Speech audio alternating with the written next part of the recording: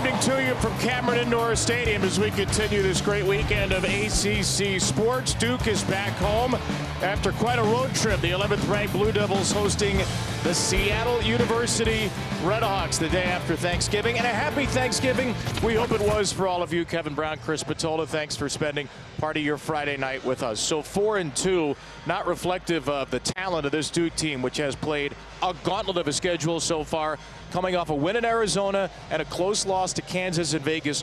What are we learning about this team? Well, I think they're still very much a work in progress, as most teams are, as we all are. But let's be honest.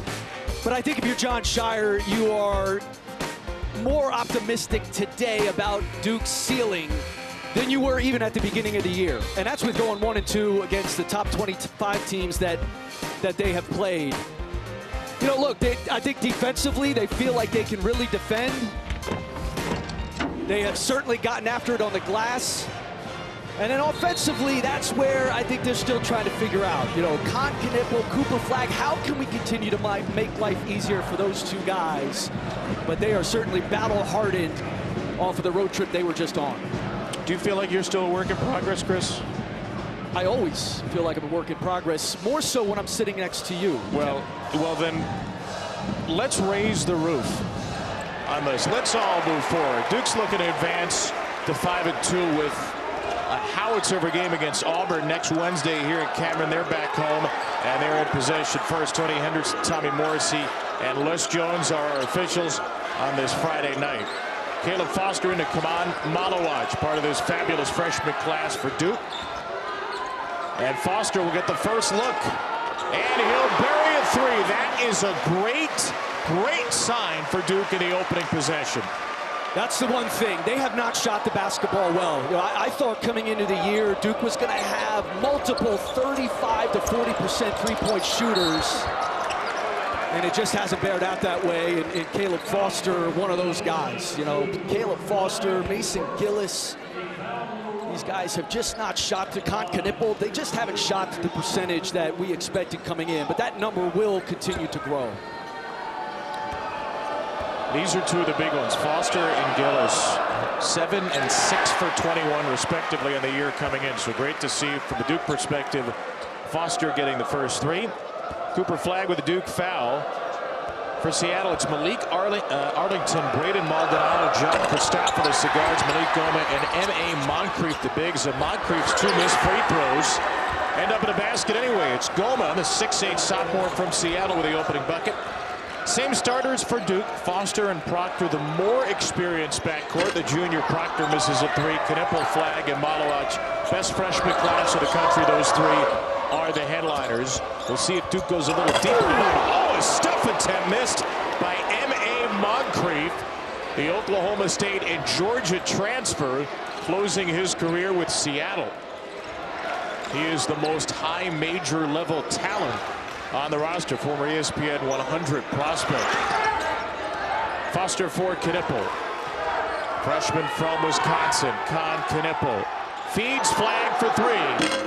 And off the iron, tipped by Malawaj, out of bounds to the Redhawks. That's the kind of open shot, though, that Duke has missed, especially against those three top 25 opponents.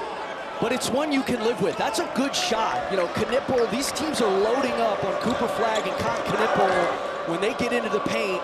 That was a really good pass.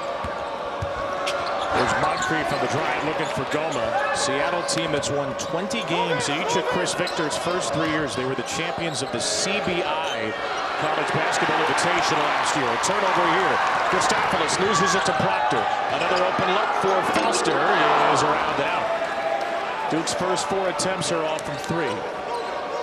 Well, and that's what Seattle's going to give up. You know, we've seen that with some of the lower major teams that Duke has played. Maine, Army, all those teams are willing to give up threes and hope Duke has an off shooting night to protect your paint and try to rebound. Maldonado, good score, a Division II transfer, whips it to Moncrief. His second three-point attempt of the year is off the iron. Blue Devils 27-9 each of John Shire's first 2 years. And again, they have blown out their 3 non-power conference opponents. Beat Arizona by 14 on the road and lost in the dying seconds to Kentucky and Kansas on neutral floors. Proctor's pass intercepted. A takeaway for the lead guard, Malik Arrington. Moncrief into the body of Flag, and he scores it. Matthew Alexander Moncrief for an early Seattle lead. Foster then into Knippel. A 3 for Con Knippel as Foster went right through Braden Maldonado. And again, Con Knippel has not he has shot it much better against the lower division opponents than the top 25 teams Duke has played. In fact, in the 2 losses to Arizona and Kentucky, Con Knippel 1 of 16 from 3. But again, in that Kansas game, you go back and watch that game, he had a lot of open ones with which John Shire said, we're good. We can live with that. Those were eventually going to go. Yeah, 0 for 8-3, but he was happy with the 8 looks, and he also loves what Knippel can do as a distributor, feeding Malowicz there. He really played a lot through Con Knippel early in the season, had 8 assists in that Kansas game on Tuesday. Malik Arrington, Idaho State transfer. Working it inside to Goma. Around Malowicz, and Goma draws the back of the iron. Here's Proctor. 5 of Duke's first 6 attempts from 3. Flag, terrific skip, and Proctor can't connect. You like the shots that Duke's getting early? They're open looks. That's a great find out of that 4-5 ball screen by Cooper Flag to a guy who's shooting 50% from 3. You know, you've got to take open looks. That 3-point shot for Duke has got to be a weapon come January, February, and March. Maldonado gets hit and fouled by Knippel shooting 3s. So Braden Maldonado will take 3. John Shire's Blue Devils up 4 at the first break.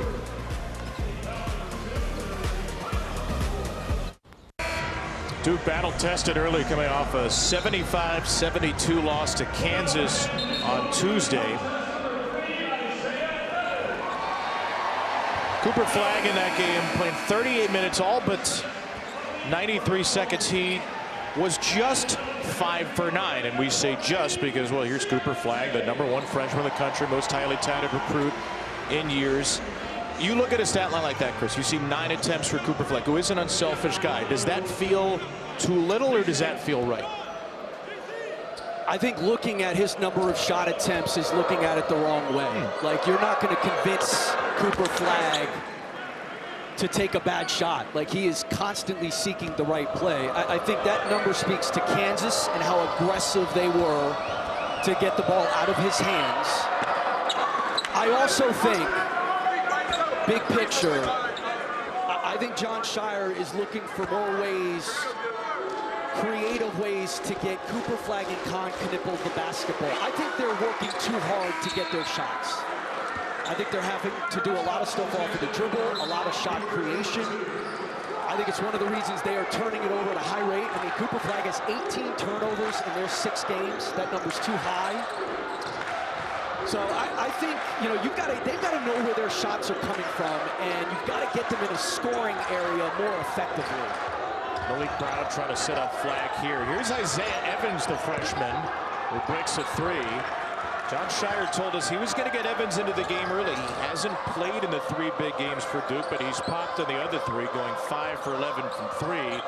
Sion James, Tulane transfer, is off the bench as well. Brown with a deflection, tried to save it, and then he takes it away again. This guy's hands are everywhere. He is a deflection master. In the Kentucky, Arizona, and Kansas games, he had 22 deflections in those 3 games. Remarkable number. 2 steals a game in the first 6 for the Syracuse transfer. Flag, pull up 2 off the window, no go. M.A. Moncrief with the rebound. And I think that's a settle for Cooper Flag. It's one of the reasons he's not getting to the foul line as much. He's only taken about 4 free throws a game, which is a low number given his usage and skill set. That ball floated up and in by Malik Arlington, the junior from Auburn, Washington, and off the Maldonado free throws and the Arlington 2. Seattle's back in front after 6 minutes and change.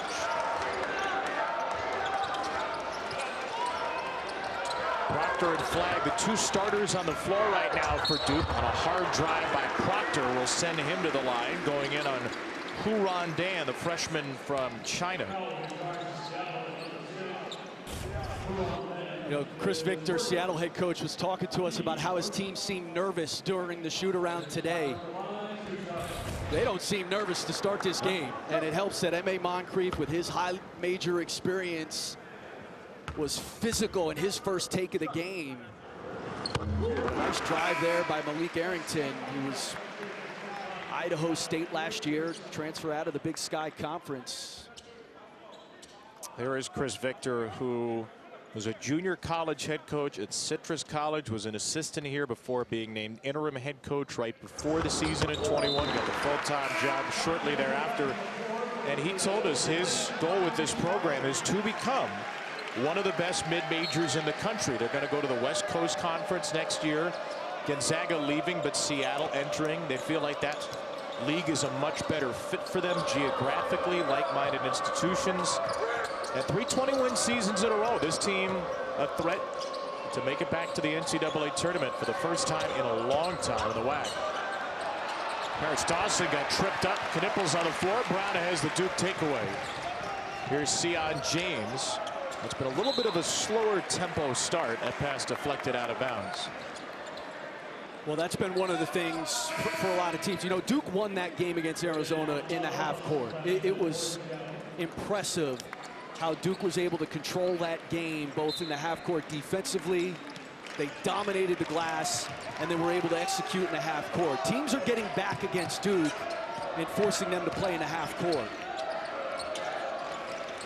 Knippel's back on the floor for Duke, and Flagg gets a look from three here and missed it. Tracked down though for an offensive rebound by James, and then Flagg airmails it into the breadbasket of a young Cameron Crazy. Another Cooper Flagg turnover. And a missed three. You know, he's shooting 29% from three on the year. He's actually shooting a better percentage in those Kentucky, Arizona, and Kansas games. But I do think he's settling at times. Like, I think he needs to be more aggressive about driving the ball. And teams are going to start to dare him to shoot. They're already starting to go under on ball screens if they're not trapping him out of them. And I think teams are going to start to say, okay, make one of those before we change up what we're doing with you. You mentioned getting easier looks for him and Knippel. What are some creative ways Duke can do that? I think in the post, I think you can post Cooper a little bit more. Such a good passer, and if you force a double, he can play out of that. I think with Kahn, you know, getting him to curl into the lane, stuff like that, you know, where those guys can catch it with a live dribble and make a play out of there. A little closer into the scoring area. Seattle off a Vasia Panja takeaway against Evans. Mason Gillis on the floor for the first time for Duke as Flagg sits for the first time tonight. Here's Moncrief, fifth-year senior against the freshman Evans, and Moncrief is fouled on the floor. Evans with his first, Duke's third. You know, it's interesting, like Arizona allowed Duke to really run their stuff in the half court, and Kansas was not going to let them do that. I mean, they showed a little bit of a blueprint in how aggressive they were to get the ball out of Flagg's hands. You know, they doubled the post, they sent two to the ball, and that's what Auburn's going to do. Auburn is going to be physical, and they are going to be aggressive.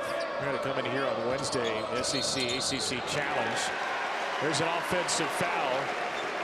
Moving screen against the freshman Dan. He's picked up two quick ones. And Goma will replace him. Duke, meanwhile, with the lead, going on 4 minutes, 6 seconds without a field goal for its last four for John Shire's group. 8 of the 10 attempts have been from three. Here's another. Gillis from Knippel. Gillis misses another three. And open looks, is there a point at which you need to just be more proactive getting to the paint? Not in a game like this, but yeah, I mean, and look, Mason Gillis has to start hitting shots because it's what he's in there to do. He shot 46% at Purdue last year, and he gives them nothing else. I mean, he's only averaging 2 rebounds a game. There's a steal for Knippel. He gets tied up. And Seattle will maintain possession with 6 to shoot. The tryptophan still lingering for these teams.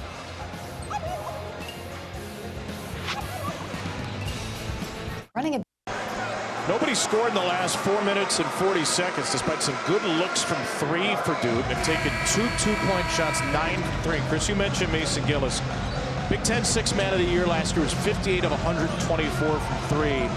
He's 6 for 22 to start this season. Yeah, he's got to start making shots. You know, look, he's a culture guy. He garners respect. He's 24 years old. But he's also 24 years old. Like at some point, he's got to wake up, because that's what he's out there to do, is space and make threes.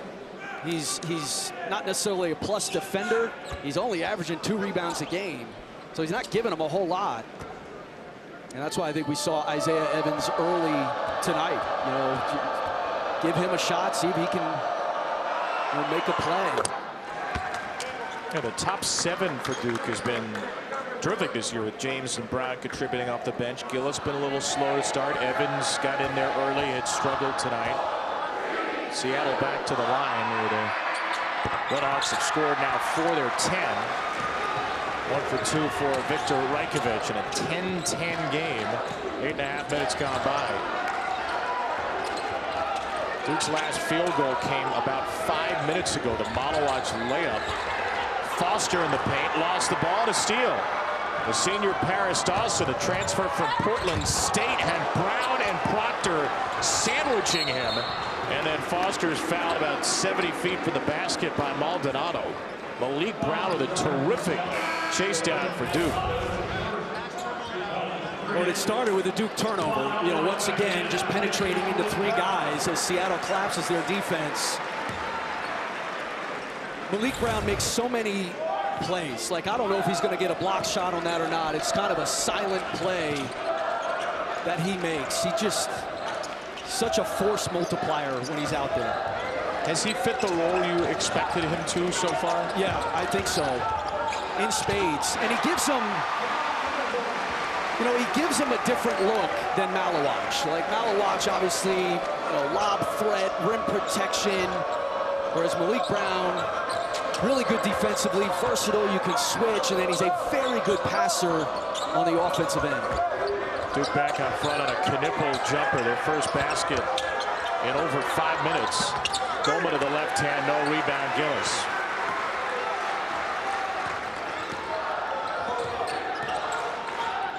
Foster nearly overthrew it for Gillis, who recollects for Duke. As Malawacz back on the floor after the good minutes for Brown. Great vision by Foster, and Knipple in the corner drains it. The spacing for Duke is excellent and has been all year. And as poorly as they've shot it, overall, they are all still threats. None more than Knipple.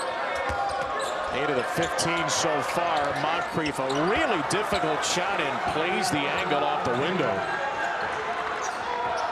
4 points for M.A. Moncrief out of Toronto. As cut by Knipple, he'll force it up, miss. His first miss today after 3 for 3 start. It's got to be a lob to Malawacz. Maldonado in the corner, Moncrief. His 3rd 3-point attempt of the year. He's doubled his season output and missed both. And a reach-in foul against Panja. Con Knipple, and a Milwaukee, Wisconsin, Gatorade, Wisconsin Player of the Year. First 2 games of his Duke career, it was like, this guy is going to be a lottery pick. He's the big surprise of the freshman class, and he's got a little colder since, though he had some big threes late against Arizona. But he did go a little unnoticed in this incredible freshman class. And very quickly, I talked to folks who were at Duke practices preseason. They were blown away by Knipple. And he has been much more than a shot maker for them in the early going. Well, he was 0 for 8 in that game against Kansas and still controlled the game for Duke. Malawacz inside for Proctor with a 2. It's important to remember, too, like Jared McCain last year started Duke's first 4 games 2 for 13 from 3, and then went on a tear. Christopoulos passes up to 3. This is a Duke team that has been mainly excellent defensively this year. Second in the nation adjusted defensive efficiency, only to Tennessee. Arrington, a foul there with 6 to shoot, will send Malik Arrington to the line.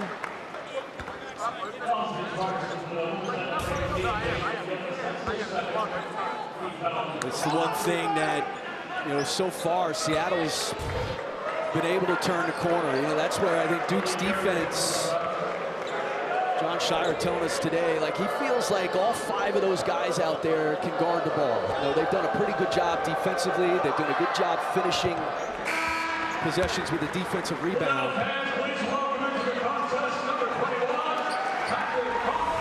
Tomorrow's rivalry weekend matchups here on ACC Network. Duke and Wake in the Tobacco Road Series dating back to 1924. Blue Devils trying to get to 9-3. Then Mac Brown's final game for North Carolina hosting NC State at 3:30.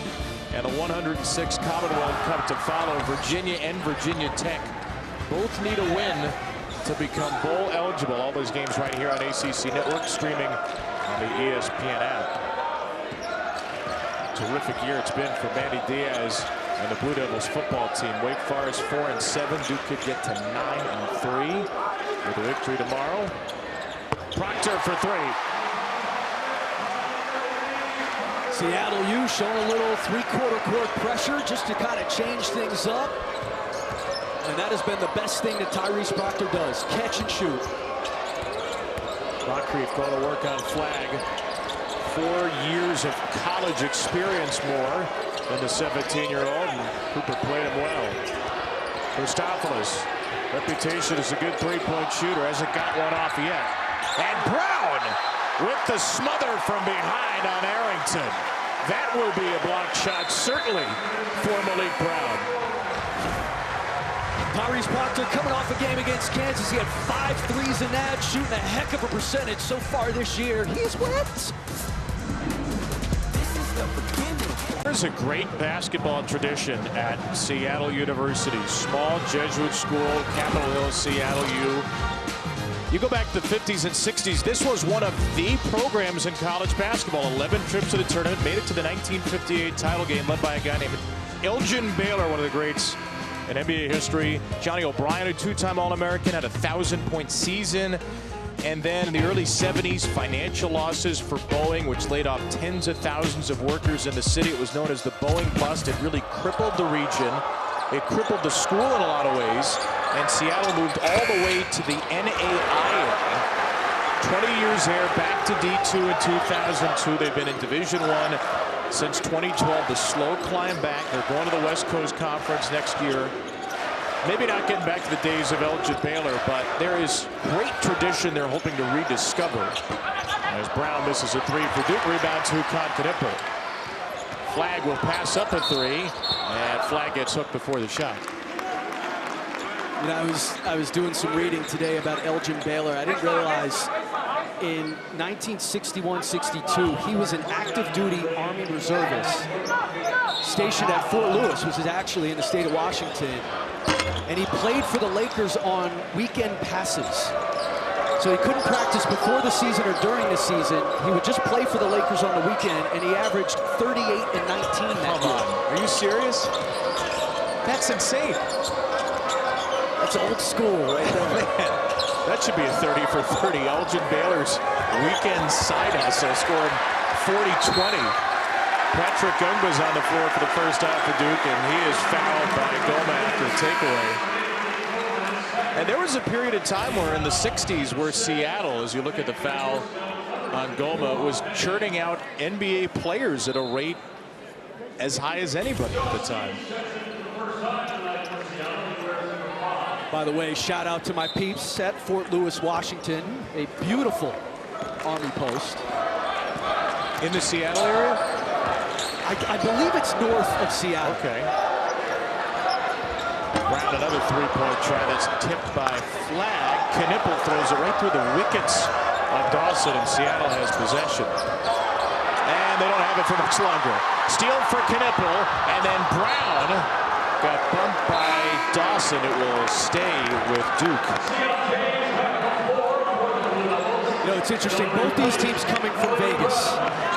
And Duke evidently had a little bit of trouble, travel delay when they were coming back. Seattle has been here. They flew right from Vegas to Durham. It's not to make an excuse, but both teams a little bit sluggish here to start this game. Well, in this first half. I thought it was the turkey, but I think your reality may be more accurate. There's Cooper Flagg's first bucket after an 0 for 3 start. #1 freshman in the country, Cooper Flagg, and this is the largest lead for Duke. It has been a very slow expansion of that lead. They've held Seattle to 4 for 14 shooting and 6 turnovers. And Seattle now 0 for 5 from 3. Moncrief with a foul. Got entangled with Flagg. M.A. Moncrief with his first. This is where Cooper's got to be aggressive. I mean, this is, again, against a really good defender in Moncrief. Plays through the contact, and then here's the box out on Moncrief.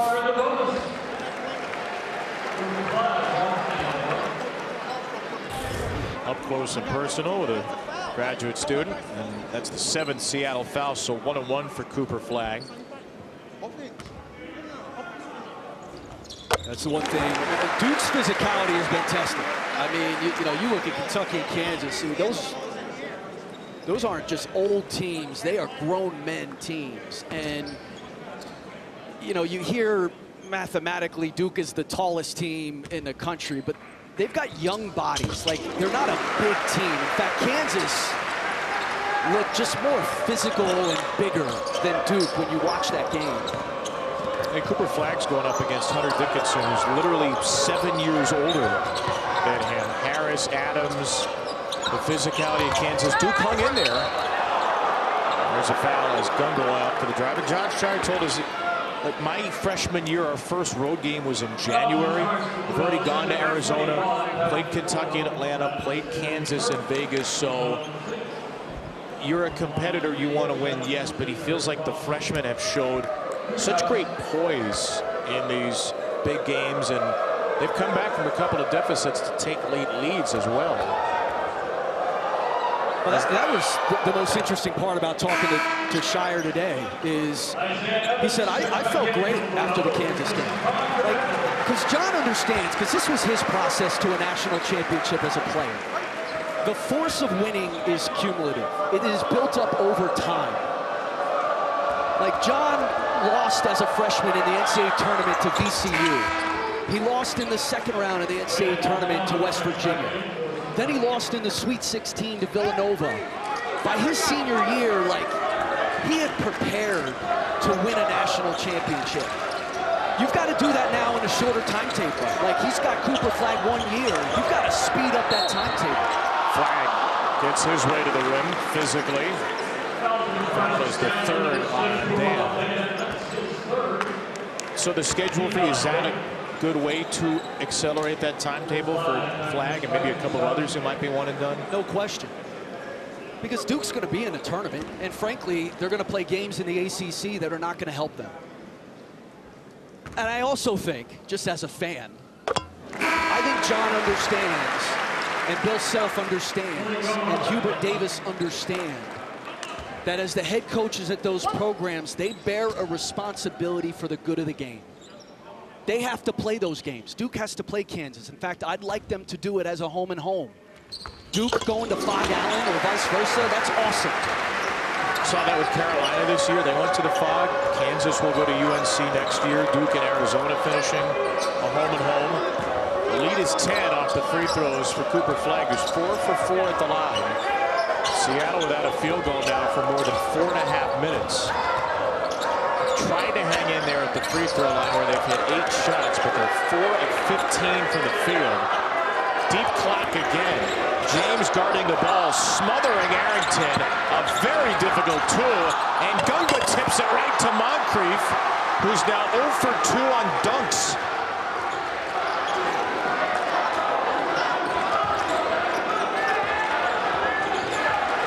Flagg lost the screen for Proctor. Flagg on the roll. Flagg flips it for James. And Cooper soars in for the offensive rebound, and he is fouled. Great activity. Relentlessness from Cooper Flag. There's a great kick out to Seatle James. Again, the converging defense. Seattle's willing to give up that three. He makes a great pass, but he's a multiple play guy. Like, he's never out of the play. And that's how you define competitor. Like, we've heard that a lot, and it's so true about him. A competitor is they never dwell on what just happened. They're constantly on to the next play. How can I impact winning? And he is the personification of that. Foul is Maldonado's second. It's another 1-and-1 for Cooper Flag. He's now 4 for 5 at the line, but Duke's going to keep it.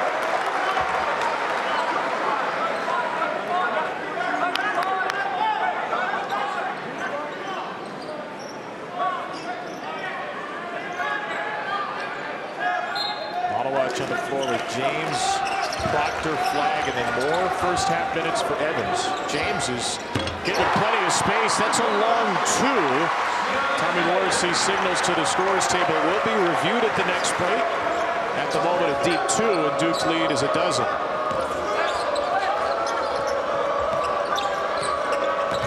James has been awesome defensively tonight. Big physical guard at 6'6", 225. Moncrief, Malowacz contests that shot. Moncrief's looking for a foul. He's all alone on the other end of the floor. Doesn't get back in the play, and it leads to an open three, which Proctor misses.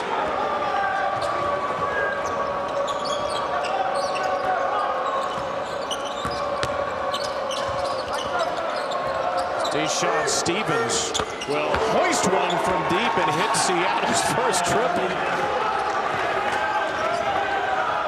Not sure where that is on the play sheet for Chris Victor. Seatle James looks surprised. Flag fouled again. Late whistle. He'll shoot two more. So Cooper Flag getting to the line more, but finally Seattle hits from deep. Deshaun Stevens said, look, this is my shot in Cameron. I'm going to shoot my shot.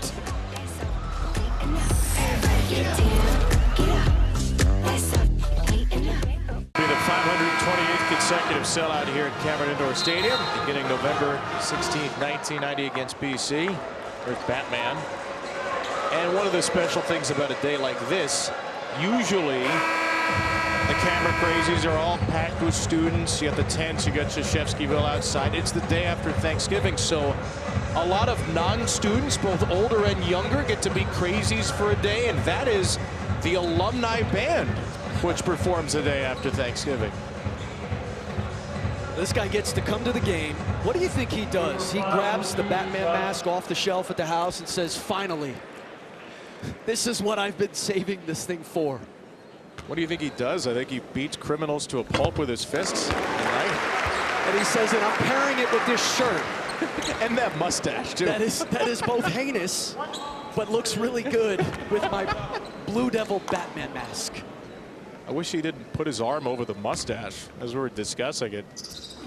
Flag goes 1 for 2. Moncrief stays in the game despite 2 fouls. Major foul trouble for Seatle U early. 4 players with 2 or more. Redhawks 1 for their last 8 from the field. On the slip, Rajkovic. James diving to the floor. It will stay with Seattle, but more great activity from Seatle James. Seatle James does whatever's needed. I think he has been exactly what John Shire hoped he would be. He defends. Well, he was perfect from the field the other night. He had 6 rebounds in the Arizona game. I mean, he kind of does whatever is necessary. 4 years at Tulane. Moncrief fouled by Malowacz. That will send Moncrief to the line for 1-and-1. Malowacz is first.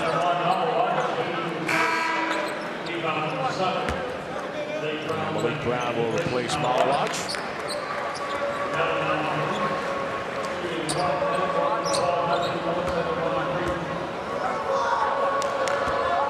So Matthew Alexander Moncrief, 13th in the nation, up to 12th now in free throw attempts, 12 a game. Much improved free throw shooter, was 51% his first 4 years, and he's been in college so long.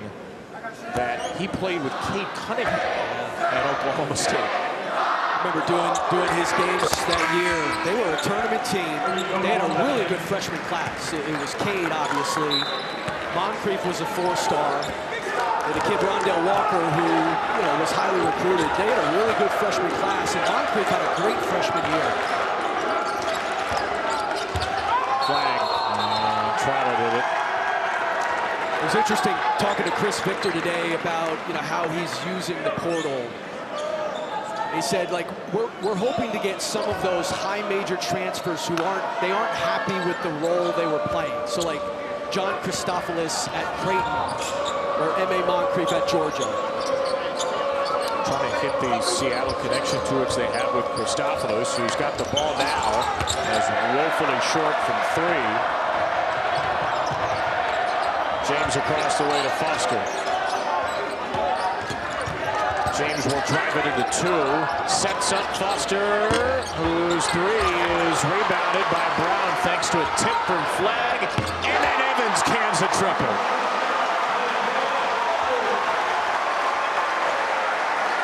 He's aggressive, and you love that he hasn't played, but he comes in to make an impact.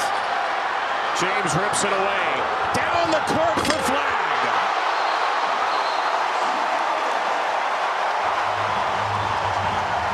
There's your Seattle timeout.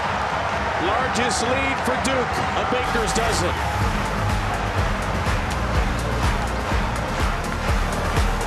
Flag up to 9 points in this first half.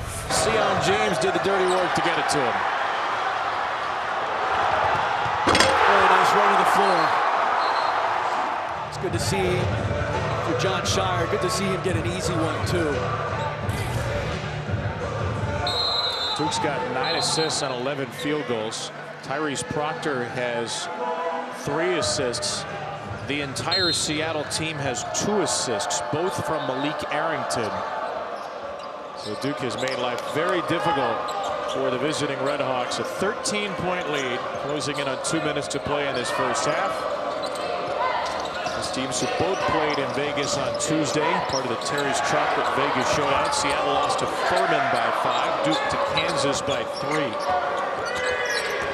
Here is Arrington, the man who has both those assists, trying to flip it over Flag, and James with another rebound, his 5th. James will drive it and lost it on the way up.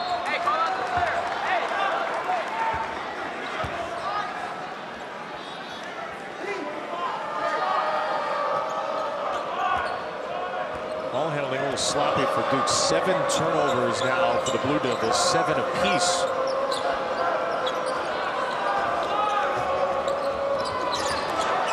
James again, this time charged a little too hard. Sean James hit with his first foul. There's Dawson to the line for a 1-1.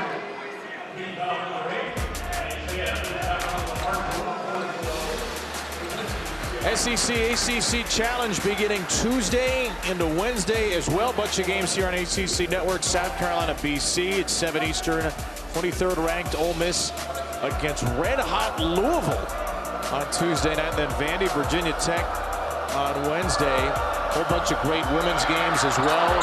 Vandy, Miami, Mississippi State, Georgia Tech Wednesday. And then Thursday, Auburn, Virginia, and Florida, Clemson.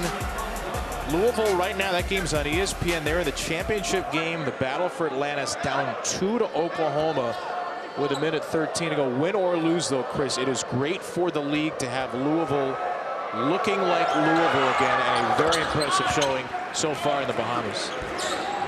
It sure is. They hired the right guy.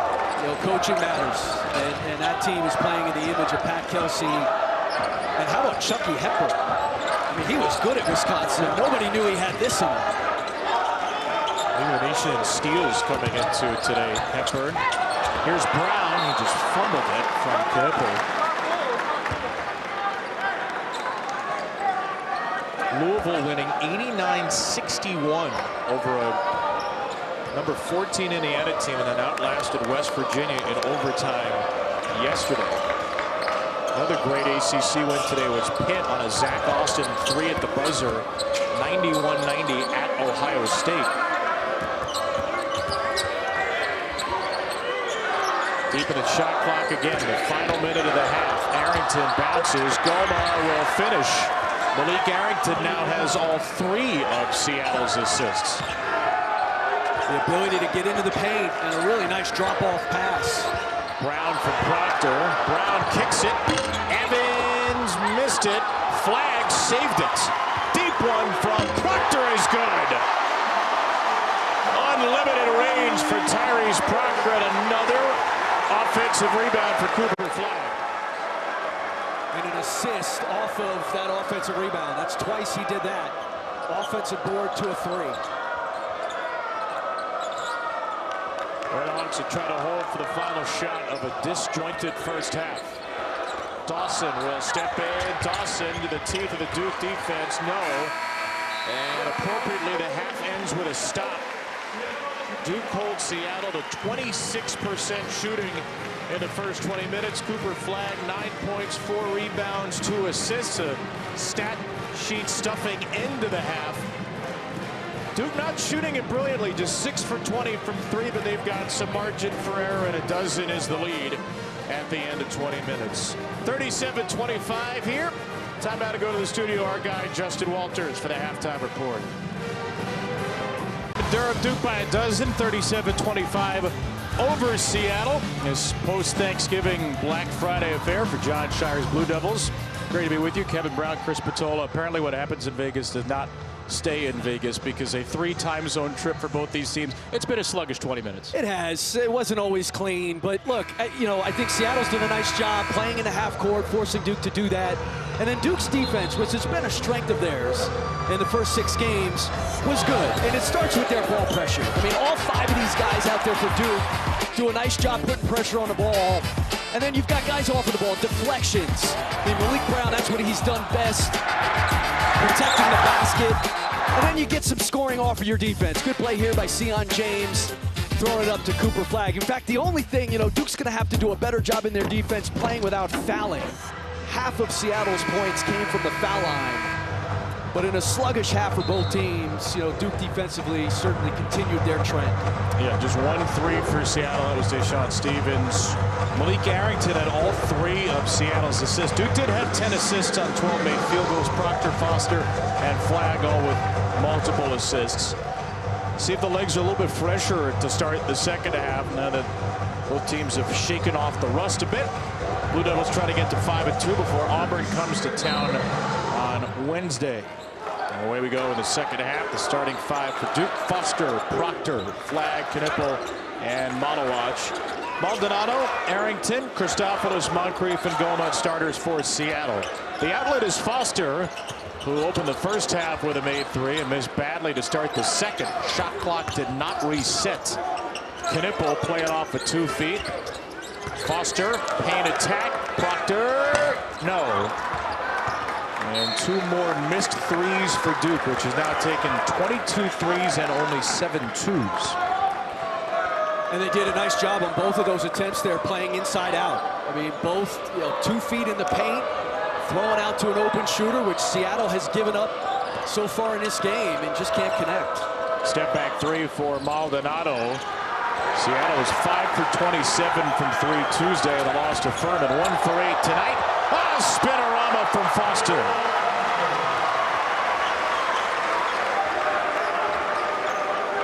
There's only 2 baskets, the first of the game and the first of the second half. Largest lead again for Duke. Christopoulos did not score in that first half. Foster gets a piece of that one, ends up in the hands of Flag, and Foster the recipient.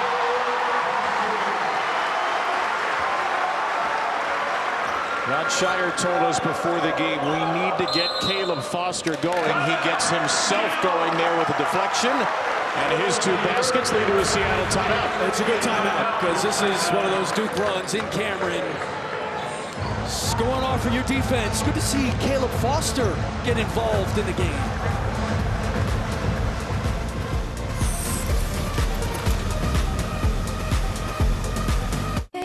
Told us before the game they need Caleb Foster to be more aggressive, more assertive. Good start, Chris, to the second half.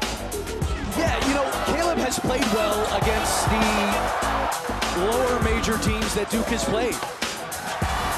You know, he was put into that point guard position this year. And he just hasn't, he has been a non-factor in the games against Kentucky, Arizona, and Kansas. You know, he hasn't shot it well. He's 2 of 11 from 3. He hasn't shot a good percentage from the field.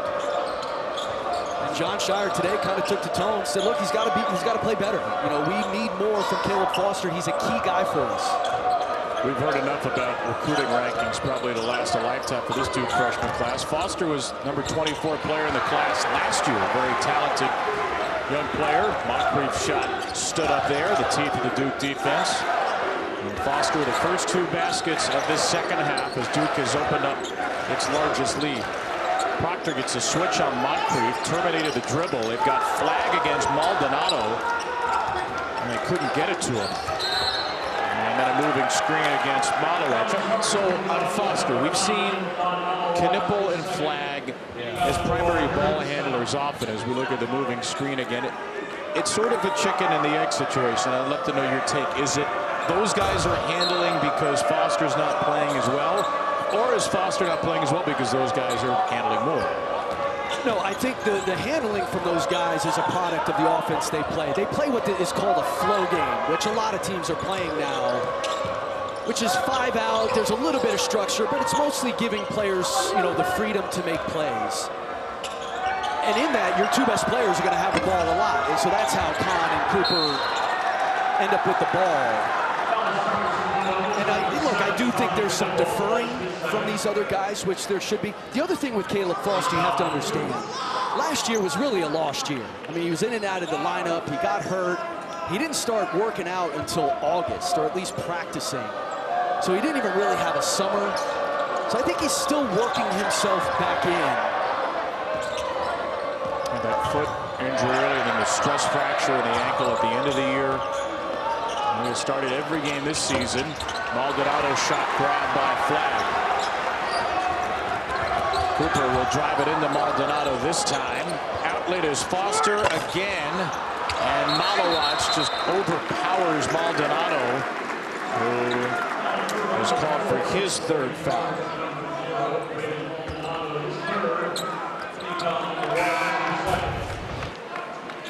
Malowich is such a weapon. He's just different, you know, and he's playing about 19 minutes a game. The question is, can he get up to 25?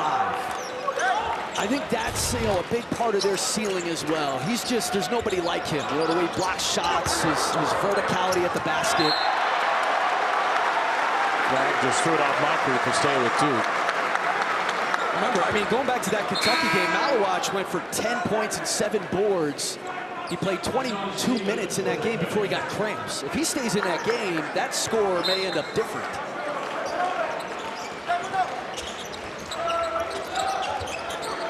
Malowich with a quiet night so far, 4 and 3 in 11 minutes. Flag will get it to him. That's not quiet.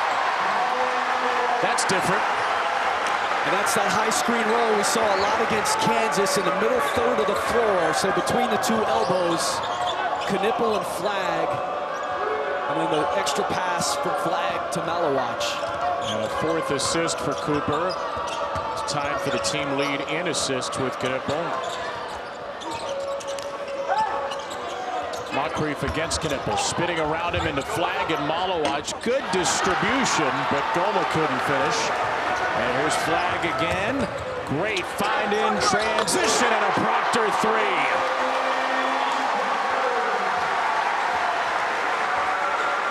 That's a weapon. Tyrese Proctor stays hot. Now you've got that 3rd scorer, a guy who's going to stretch the defense, and a nice job just sort of lazing into the play. So you're kind of following the play, catching it in rhythm. Kids all across the nation just heard you say, nice job lazing, and they say, Mom, Dad, see, I can do whatever I want. A little Black Friday lazing, there's a lot of that going on today. Oh, he's lazed into taking the trash out.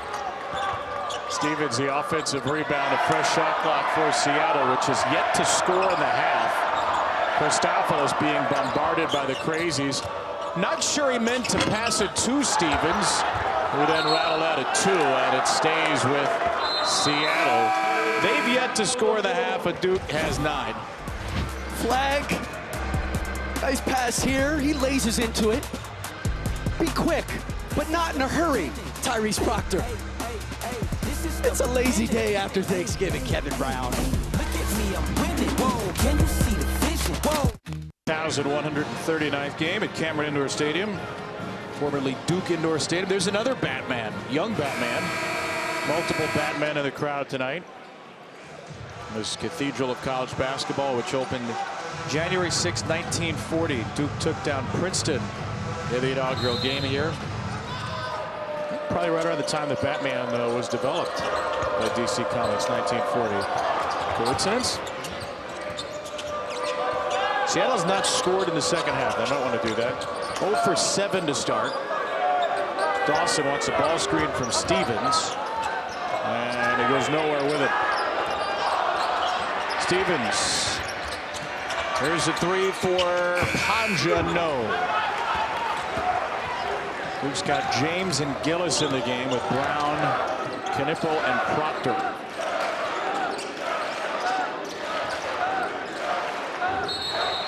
And a foul against Seattle. That was Paris Dawson hitting the deck. All right, Duke is up big, 21 points, 15:08 to go. You're coming off of Kansas. You have Auburn coming up. What is important about the next 15 minutes for John Shire? Well, you'd love to see if they could get into a rhythm making some perimeter shots. You know, this is one of those games, you know, a get-right game where maybe you can get into a little bit of a rhythm with some game shooting. Especially, you know, a Mason Gillis, a Caleb Foss, some of these guys who haven't shot well. And then you throw in Isaiah Evans back in the game, see what he gives you, and don't get anybody hurt. Knippel had a great find there. Proctor came up short after the cut. Malik Brown just loves playing defense for 90 feet. He'll lay off Arrington.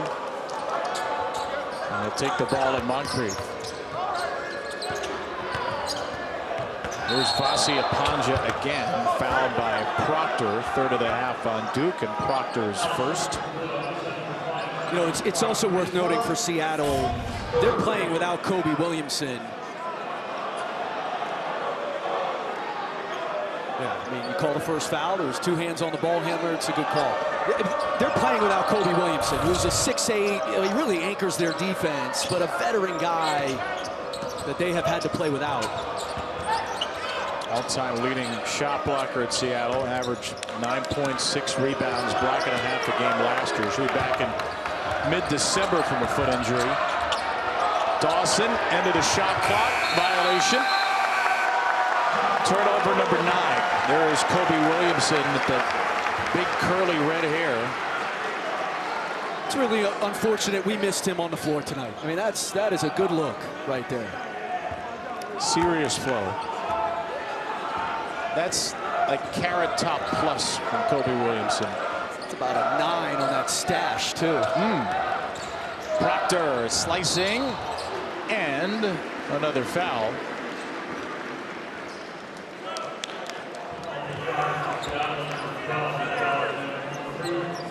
That'll be Moncrief's third. So free throws coming for Tyrese Proctor.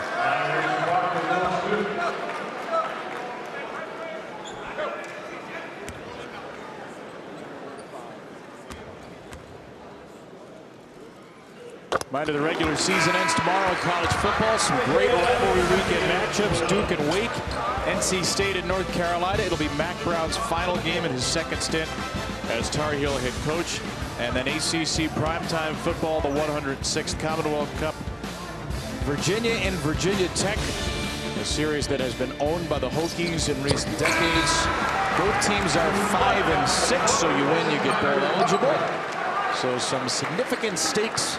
And a significant farewell to Mack Brown tomorrow right here on ACC Network. Trying to sort out who will be in the ACC Championship as well. We know SMU will be there in its first year of the league. Miami gets in with a win at Syracuse.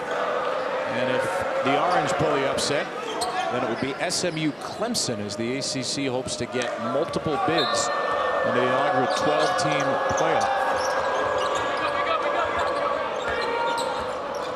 Pretty gangster what SMU did. No, we don't need your revenue share. And we're going to go to the championship game in year 1. Haven't lost a game in the league. Yeah, for folks that don't know, SMU, first several years of the ACC deal and an agreement to join the league, not taking the revenue share. And Rhett Lasty's Mustangs just beating everybody anyway. Deep three, no good from Maldonado. And rebounded James. Pretty good basketball start as well. Andy Enfield's at SMU, coming over from USC. Gillis fakes a three. Evans into the game. First time of the half. Another miss. 7 for 26 from three for Duke.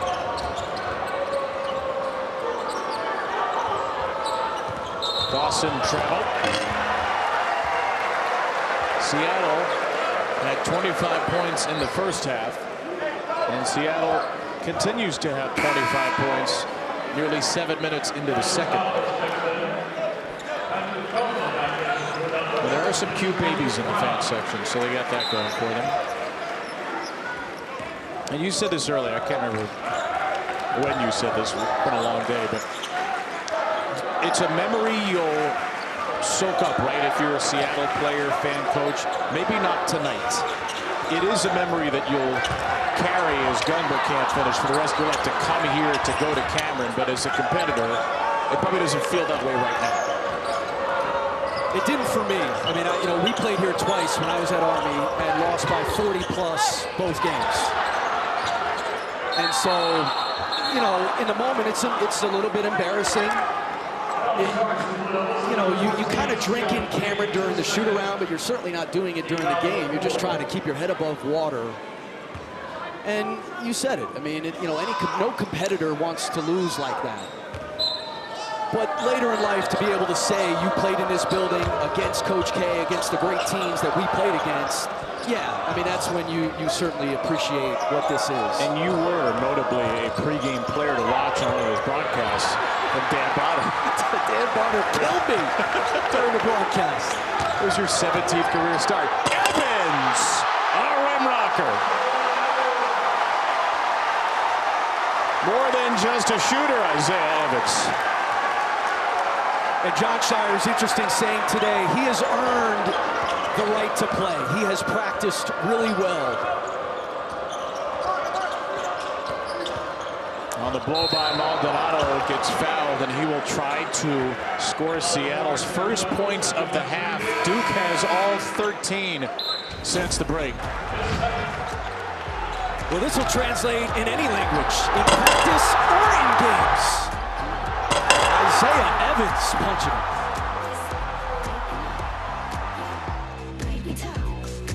Back to Cameron Indoor Stadium. Kevin Durant, Chris Patola. What is this, a sub? Well, you get your cousins. Get a hold of your cousins. What are you talking about? I think that was the Harris Teeter sub. It's the Brown family. No, come on. Seattle, it's just been a tough night. 6 field goals in the game, 28 minutes and 2 seconds long. They missed 11 straight, and they haven't scored in 8:48. Chris Victor's team picked third in the WAC, hoping to be a force there. Made it to the WAC semis last year, gave Grand Canyon a good test. But this has been obviously a step above.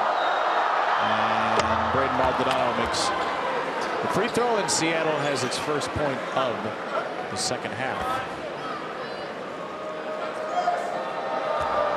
Transfer from Metropolitan State University of Denver, Division II school. 15 in their loss to Furman on Tuesday. Good shooter. So 50-27 is the Duke lead. Flag back on the floor, finds a cutting Gillis, who misses another 3. He's 0 for 2 off the bench from deep, and now 6 for 23 on the year. Moncrief, all kinds of trouble there. Going to the freshman stood him up. M.A. Moncrief 2 for 8 with a couple of turnovers. Catch and shoot Evans.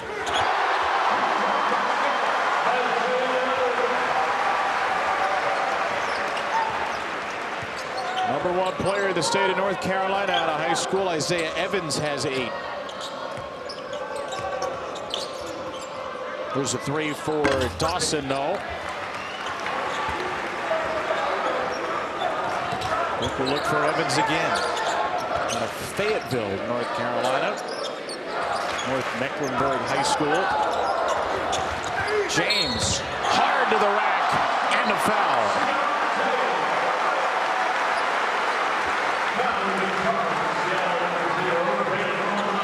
Well, Seatle James has fit in so well here. You sometimes forget he scored over 1,000 points at Tulane. I mean, that's what he did. So strong, though. I mean, they just don't. Duke has not had, certainly in recent vintage, a lot of guards that look like Seatle James. John Shire loves him for a lot of reasons. One of them, he told us, is he can play James as the only guard on the floor. He can play James with Foster and Proctor on the floor as well, and doesn't feel like he ever loses size. And that is a strong 6'6", 220 for Seatle James. Those 4 years at Tulane, got knocked down by the Gomez screen there. Leads to a good look for three. It's misfired by Dawson. Was not on Duke's radar really out of high school. Seatle James was not on a lot of teams' radars going to Tulane, which grew under Ron Hunter and has grown. Had a couple of good years in his 4 years there, but Jay Lucas, the associate head coach, was the one who really discovered James, and he got into the transfer portal, and Duke was hoping to pick up another guard, and they were happy he was the guard they found. It's funny, I came to watch them practice during the summer, and I saw him for the first time, and I asked Will Stevens, the strength coach for Duke, I said, does he need to lose some weight? Like, is he too big? And he said he's about 2% body fat. There's nothing to lose. I mean, he's just literally all muscle. In the American Conference, he was the Sportsmanship Award winner back-to-back years. Did more than 350 hours of community service in Tulane. So you want a guy who's going to fit into your program on the court, and a guy who will be a culture fit off it. He is the perfect example of the good that the transfer portal can bring. Well said. He is a delight to talk to.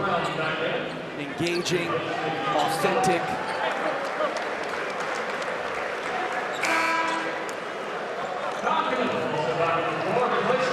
We'll see it with 10:21 to go. Arrington hit the first free throw. All 3 points in the half have come at the line for Seattle.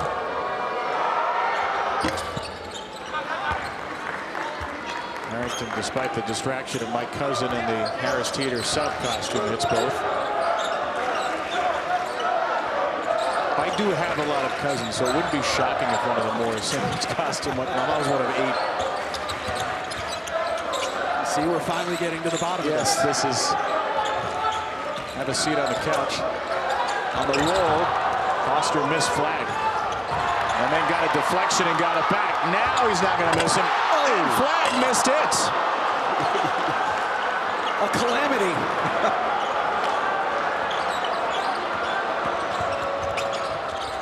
There's a wild drive by Arrington. Cooper's got the rebound. Foster again.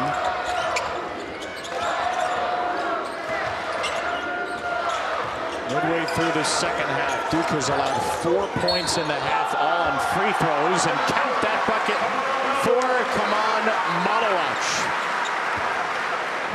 Dawson with a foul. It was actually a nice effort to come over. He read the play, Paris Dawson, and just late. And it's certainly for the way they're calling that now. You know, since they changed the rule last year, Kevin, that charge rule, you are much better off coming over and playing it with verticality than you are taking a charge. You are much less likely to be called for a foul if you come over vertical. If you try to come and take a charge, 95% of the time, you're going to get called for a block. What do you notice about the way players have driven the ball in the last year plus? It's a good question. I don't know. The thing I have noticed about the change in the rule is that officials are erring much more side on the side of calling that a block than they were the alternative with the old rule calling it a charge. In other words, I think officials are scared. I mean, I was doing a game the other day, FAU and Seton Hall. Clear charge. I mean, easy charge. and the officials looked at each other, and it took them like a count of 5 Mississippi to make the call. So I think it's had more of an impact on officials. Was that charge drawn by FAU or Seton Hall? Do you remember? Just wondering if it would have been a pirate blockade. Here's Seattle. Rajkovic's 3 on the last possession was their first field goal of the half. Came at the 9:18 mark, and then the 14th turnover on the next one.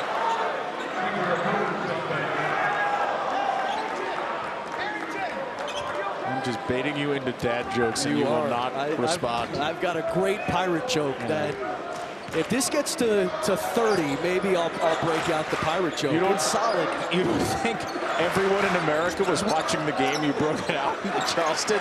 Malawach for 3. No. This is a rarity for Duke. They got Malawach and Brown together on the floor. You know, it's actually, it hurts you because neither of those guys can shoot it, although Malik Brown did make a 3 against Kansas. But what you could do defensively with both of them together is an interesting idea. They each hit 1 3 on the air. Now Brown's going to try. You know what? 26-point game. Work on some things. Dawson on the deck gets rid of it. Here's Moncrief. Seattle 1 made field goal in the half, and Moncrief is tied up, so he'll shoot a 1-and-1. I actually, you know, the 3 that Malik Brown made.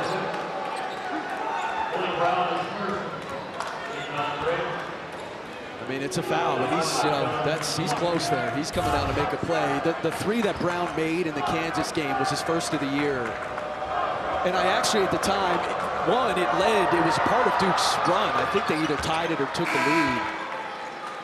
But it was a big shot for him to make because Kansas wasn't guarding him. And that's what teams are going to do, especially when he's out at the top of the key initiating offense like he does.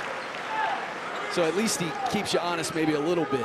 And I think Coach Shire has been trying to build him some confidence in at least trying that.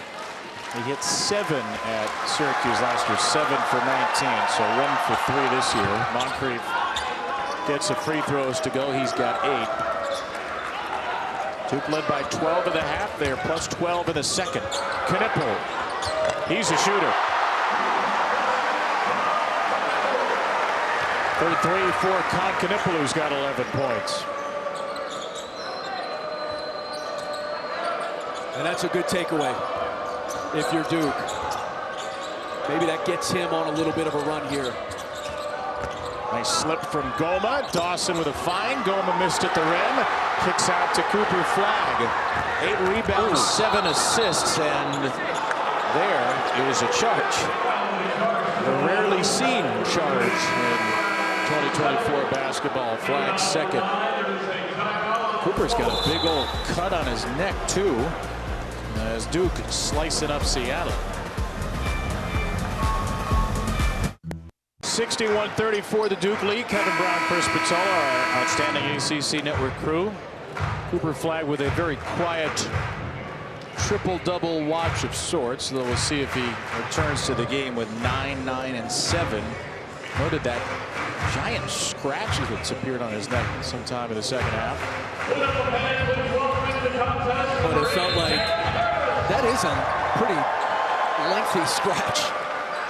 And it felt like that play right before the break, the charge, was a little bit of frustration. I mean, it wasn't a great basketball play. Almost shooting a 2 for 7, 3 turnovers, but the 9 rebounds, 7 assists, so some good and bad for Flagg in his 7th college game. Christopoulos finally gets on the score sheet after an 0 for 4 start. The former Creighton Blue Jay out of O'Dea High School. He's actually teammates with former Duke star Paolo Banchero.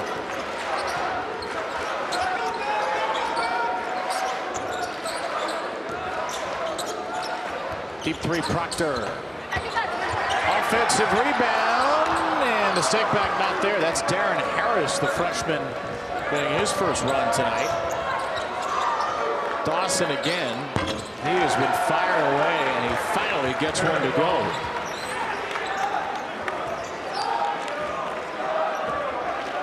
7-4 Paris Dawson, the senior from Carson, California, his first made field goal.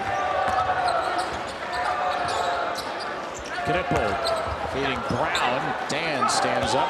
Another Duke turnover. That's a dozen. Dan is a big boy.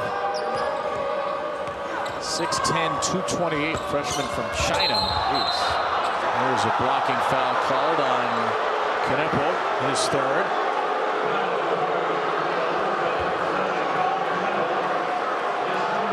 John Shire does not agree. Yeah, I think John has a point in what he's saying to the official. It's the same call that Cooper Flagg got called for before the break. And that was a charge on Flagg, and I think Knipple was there in legal guarding position. Moncrief now 4 for 7 at the line. I'd be shocked if we see Knipple or Flagg again. I know Seattle's on a bit of a run here, but I don't think you need to bring those guys back in this game. 6-0. The 6-0 surge. The 6-0 jog, perhaps. 61-40 is the number. Next game for Duke, Wednesday, Auburn comes to town. SEC, ACC challenge. Auburn, who has been arguably, and maybe some would say not even arguably, the best team in the country so far, just blitzed its way through the Maui Invitational field. Flagg, Proctor, Malawach all on the bench along with Knipple. That's another Auburn, another grown man team. And they are going to be physical. They're going to be aggressive. I think you're going to see a game plan a lot like Kansas had with Duke. You know, it's interesting. So many teams talk about how deep they are coming into the season. You know, we're 10 deep. We're this deep. You get into these tournaments and these benches shrink. Auburn remains deep. I mean, they play 10 dudes, and none better than that guy. I mean, he's had a National Player of the Year start to the season, Janai Bloom. Came back from 18 down against Iowa State and then really handled both North Carolina and Memphis. If you read the Blue Ribbon Yearbook preseason or talk to teams, everybody's 10 deep. And here's the good thing for Duke. They already kind of know what they are. As James is fouled, we'll see where it shakes out with Gillis, Evans, maybe Patrick Gungba gets in there. But in the 3 tough tests, they have played 8. And the other games have opened it up. They've played 10, 11, or more. But at least a core has already congealed because they've been in those tough spots early on.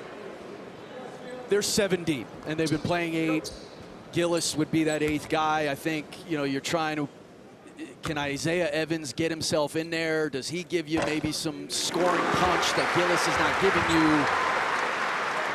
You know, Jeff Van Gundy always used to say, every team can benefit by playing one less guy.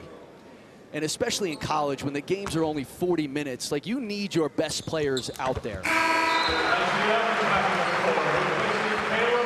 I wonder, too, as Harris hits the free throws, if in the days of the portal, or it's easier if you don't play a lot to just get out, transfer, are we going to see many more teams like the old school Leonard Hamilton teams that legitimately would play 12 guys? I wonder if that shrinks now because it's just easier to say, I'm not getting playing time. We'll go somewhere else that will play me. It's Harris airballs a 3. It's a good point. And I think some coaches feel like they need to play guys in order to keep their attention. But the fact of the matter is, in this current climate, you can play a guy 35 minutes a game, and he's still in transfers. Foster, Proctor, Duke team looking ahead to 5-2, leading 64-40 with 5.5 to go. They have not shot it well. 41%, 27 from 3, but they've held Seattle to 23% and 20% from 3. Christopoulos against Evans. Step back 3 and no good. Strong rebound by Dan, and then he's fouled. And the one thing that jumps out off the stat sheet for Duke can they foul less? Seattle's gone to the line 23 times today, and that is the 19th foul against Duke in the game. Well, it's been something that Duke has done well. Now that Duke does not get to the foul line much, but they have played their defense without fouling until tonight. One of the strange early season quirks. Duke's opponents are shooting 81% from the free throw line, and tonight Seattle's at 83%. Soon there'll be some regression to the mean there. So you're holding the team responsible for how their opponent shoots from the foul line? No, I'm not. That's why I said it was a quirk. I never said that. I never said that. Roll the tape. James into Dan. No. That's the 10th rebound for Moncrief, who is on the verge of a 5th double-double in 7 games. We can get another point. Dan for 3.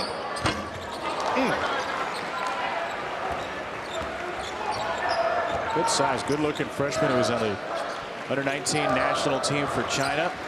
Huan Dan. A lot of international flavor to this Seattle team. Guarding Gungba right now. Oh, could not connect. Dan's going to be a nice player. He had a dunk attempt in the Furman game that was, it caught me off guard. Really knocked the lights out in Vegas. Christopoulos, no. And a rebound, Darren Harris, who has been the freshman probably that played the least out of these 6. Gungba's only in his 2nd game, but he was coming back from a foot injury. And John Shire will take a timeout. Duke has not hit a shot in the last 4 minutes, so try to close strong here en route to that big Auburn game on Wednesday. ACC Basketball Challenge begins Tuesday with 3 straight nights of games, starting with the women's lineup on ACC Network. That begins Wednesday night, Vandy, Miami, here on ACC Network, back-to-back doubleheaders, and then a Tuesday doubleheader on the men's side, followed by Vandy, Virginia Tech on Wednesday. Louisville fell to Oklahoma in the battle for Atlanta's championship, but still an impressive week for the Cardinals. That'll be a good game with a pretty strong Ole Miss team. Yeah, it's a fun event. It really is. And if I could nitpick, I'd love it a little bit later in the calendar when we have more eyeballs on the sport. But I love that these 2 conferences are doing this, and you do get some really good matchups. ACC right now, Duke, Carolina. Pitt is off to a flying start. Beat LSU, won at Ohio State at the buzzer today. There's a miscommunication between Evans and Gungba. The next tier of the ACC, that has been a talking point for a few years now. What do you see early? Who's maybe in that 4 through 8 range, if we're going to elevate Pittsburgh up to 3rd? Clemson, I think, will continue to get better, and they typically do. You know, historically, Clemson can struggle a little bit in non-conference. They get better in conference play, and then, they make an Elite 8 like last year. I think Wake Forest will continue to get better. Their point guard play has not been great. And as a result, I don't think Hunter Salas has had the start that we all expected. But I think they'll continue to get better. Dan got held by Gillis for 7 to shoot. Here was the preseason poll. Wake Forest did slip in there for first place vote. Feels like an important year to get back to the tournament for Steve Forbes, who's been so close. 7-2. The metrics did not love them. Virginia and Miami, for various reasons, have both really struggled to start the year. Yeah, I had Miami down at the Charleston Classic. They've got a lot of soul searching to do. They did not look very good at all. And part of it is Nigel Pack is not playing well, and they just don't have a good fit. The super freshman they got, but Jaleel Bethea has had a hard time acclimating. 3-pointer missed by Evans. Now, Miami lost all 3 games in Charleston. Drake by 11, Oklahoma State by 6, VCU by 7. Gungba with a rejection on Moncrief. Patrick Gungba playing his 2nd college game. Number 5 center in the class of 2024. Guy who's been hurt, hasn't really played, but he is talented. I mean, you could talking to John Shire today. He loves him and loves his potential. Yeah, told us he's not yet in full game shape because of the early foot injury, but could find his way into the rotation more. His mom, by the way, is the all-time leading scorer at George Washington, 21-34 points. Evans draws a contact. Evans will get to the line. Try to snap a 3-minute scoring drought for Duke.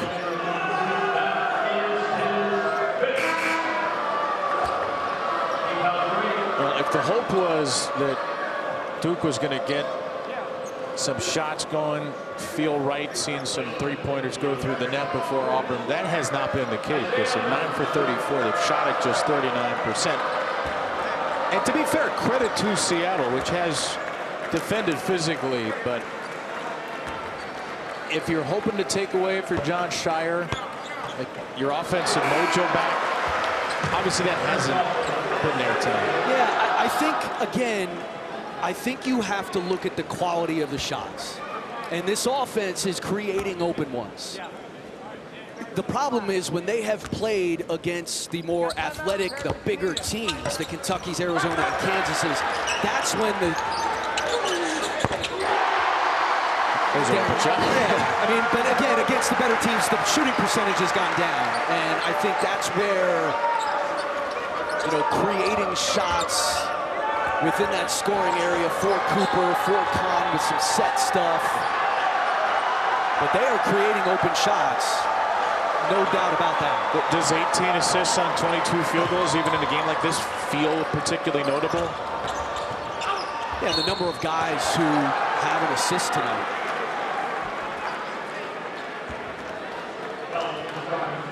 Flag's got 7 of them, Proctor 4, James and Foster 2, so 7 different Duke players with an assist.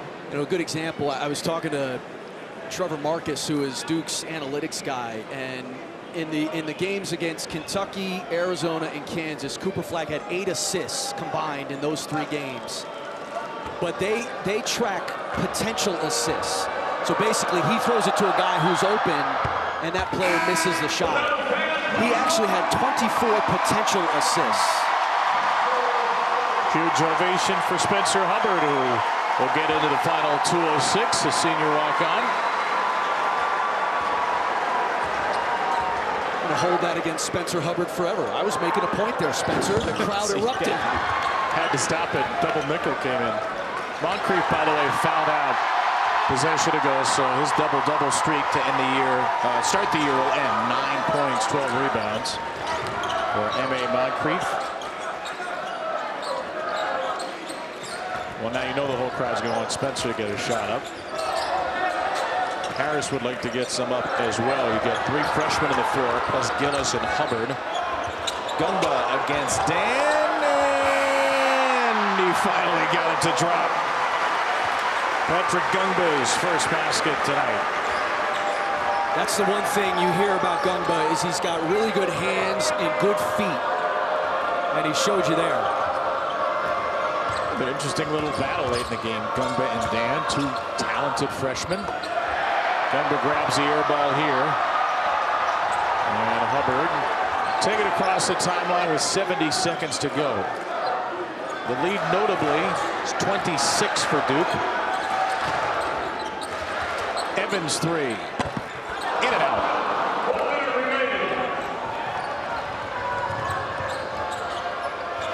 Seattle gets to head back home after his long road trip. Dan fouled.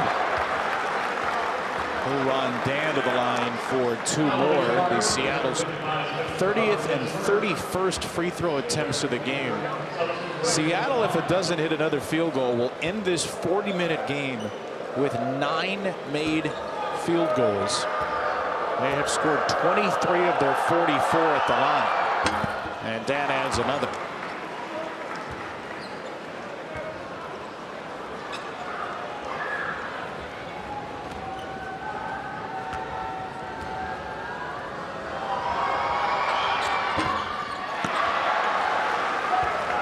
And this is going to help Duke's second-ranked defensive efficiency in the country as they've held Seattle to 19.6% shooting.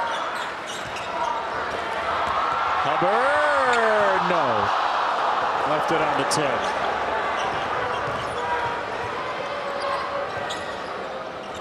Dawson.